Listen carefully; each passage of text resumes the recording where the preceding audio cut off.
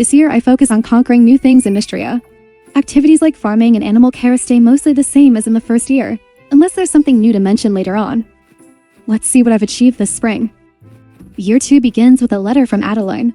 She announces that Mistria Town has reached the Sapphire Star rank, and because of that, I start receiving weekly crown requests, special commissions sent directly from the capital. These requests are only available to towns that have achieved a high rank. They appear on the request board as usual.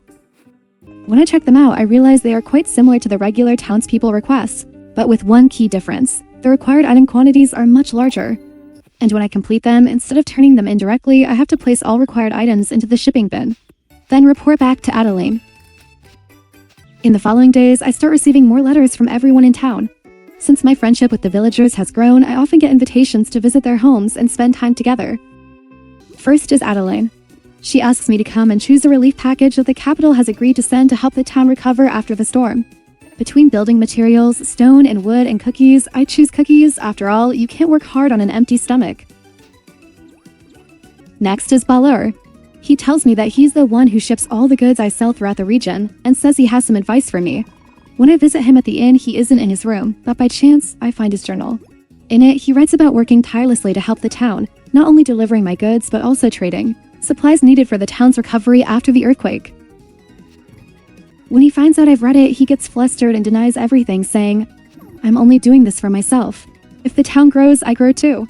Then he advises me to produce and sell a variety of goods, instead of focusing on just one product. Rena also invites me over to try a new dish she's been working on. Rena and I go shopping for ingredients together, and later she prepares a special dish for me using what we found. Dr. Valen asks me to bring her some peat. When I deliver it, she rewards me generously and even lets me visit her family's old laboratory. Inside, I see shelves full of experimental tools, strange potions, and medical equipment. Out of curiosity, I ask if I can try one of the potions, but oh no, that turns out to be a bad decision. My head spins and I pass out. Luckily, Valen has some kind of miracle potion. After I drink it, I wake up a while later feeling completely fine, as if nothing ever happened. Juniper then invites me to try a new supplement she's been developing. The moment I drink it, I suddenly turn into a horse. What a disaster! Luckily, she manages to turn me back into a human. I don't think I'll be trying her experiments again anytime soon. Hayden tells me that his latest animal feed order came in with a few extra bags and says I can have them if I'm interested. When I visit, he kindly gives me 3 quality small animal feed. Finally, the last hard quest of this spring is islands. He invites me to go hunt for the dragon's wern again. This time, we search in the archaeological site. After digging around for a while, we finally discover Helmet. I also receive small gifts when I talk to the villagers. Next comes the main story quest. Adeline sends me a letter saying she's received new information from the King's Council and asks me to meet them at the mine entrance. When I arrive, she tells me that the king himself grants us the opportunity to receive something called the Stone Refinery, shipped directly from the capital to Mistria. It's said to be the newest and most advanced technology so far. But first, we need to find a place to set up the machine. Then we head into the mine to look for a suitable spot. After looking around for a while, Ulrich finds a perfect spot. It takes quite a lot of materials to build the room and transport the refinery to Mistria to 200 pieces of wood, 400 stones, and 5,000 tesserae. Luckily, I already have everything prepared, so I drop all the materials into the supply chest and go find Adeline. She's sitting and eating at the inn, but I report to her anyway. I'm way too excited about setting up the stone refinery. Turns out she's just as eager. As soon as she hears my report, she immediately gathers everyone and we all head straight to the mine. After some hard work expanding the area and setting up the machine, we finally get it running. There's also a teleportation chalice here, which lets us instantly travel between the mine and the farm for just 10 essence.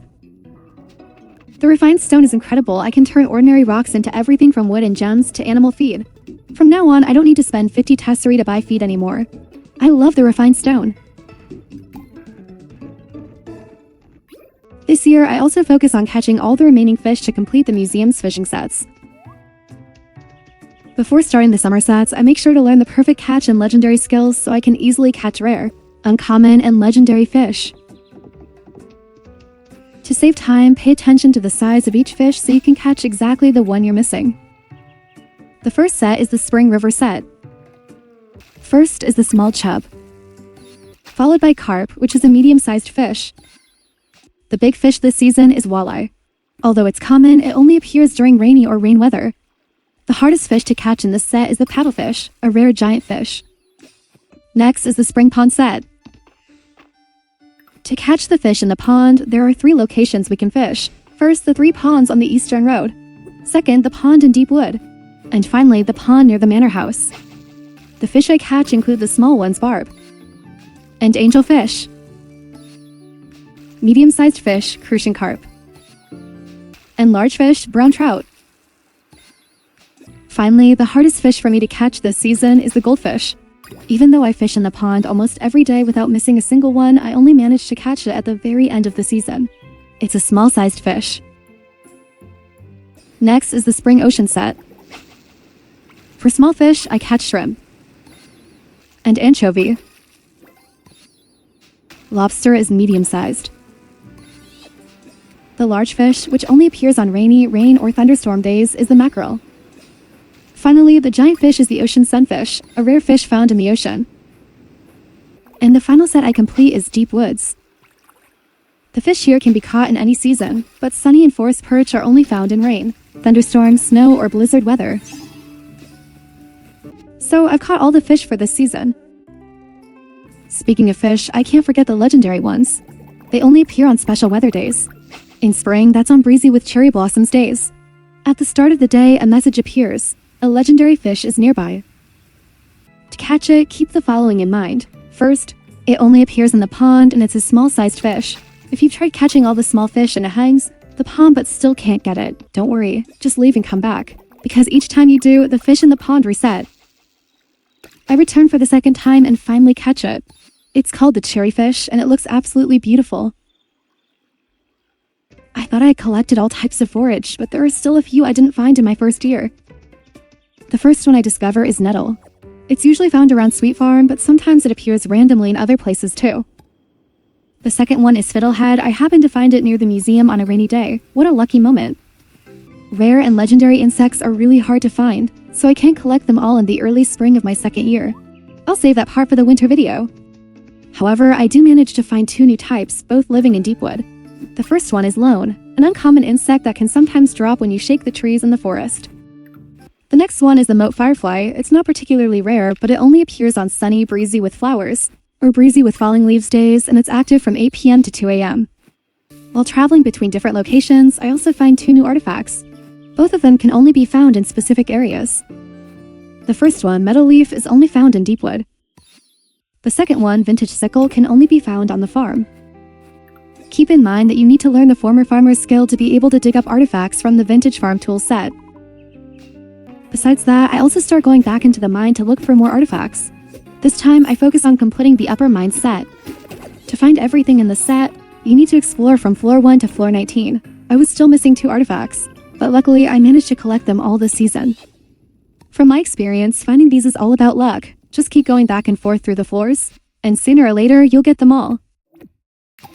After that, I head down to the Tide Caverns and find a perfect iron ore. Besides searching for artifacts to donate to the museum, I also spend a lot of time taking care of my animals at home. I've started breeding them. And now I'm finally seeing the results. One beautiful day, while I'm diving for fish, I notice a cave sealed by rocks under the sea. I have to use the dragon's breath spell to break through the barrier. Inside, I find a golden chest, and in it there's a water sprite along with its crafting recipe and an essence stone.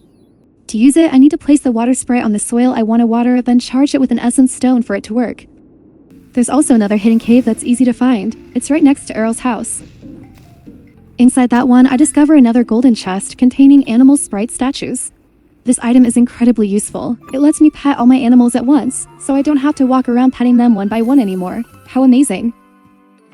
Spring wouldn't be complete without the festival, and this year I take first place again, receiving lots of cute gifts. I also treat myself to a beautiful floral dress. I also get some new equipment for the house. Since some recipes require a higher level kitchen to cook, I buy a level 2 kitchen and a crafting station, so I can craft right at home without having to go far. The house is messy with trees, grass, and rocks everywhere. What's the fastest way to clean it up?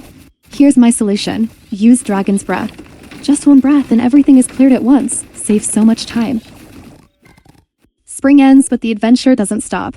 Summer holds plenty of exciting discoveries, and I can't wait to explore them with you.